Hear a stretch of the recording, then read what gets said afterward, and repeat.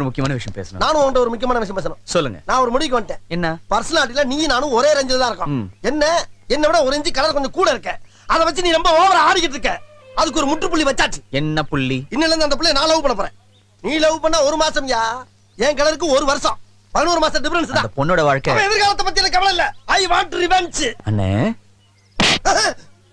அண்ணன்பா, அதனால தான் அடிச்சேன்.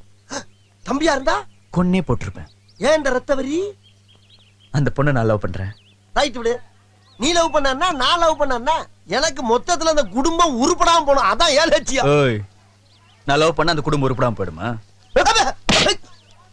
அட்டாக் பண்றீங்களா? போயிட்டு இருப்போம். ஏன் எவ்வளவு அடிச்சாலும் சொர்ணலமா நிக்கிறீங்க? தம்பி போங்க தம்பி, ஊருக்குள்ள போய் காட்டு பாருங்க.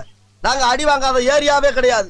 எவ்வளவு அடி வாங்கினாலும் சத்தமே வராது, ஓடுனது கிடையாது. நீ என்னமோ 2 அடி அடிச்சுட்டு பெருசா பீத்துற. ஹலோ, நேத்து அடிக்க வர நீ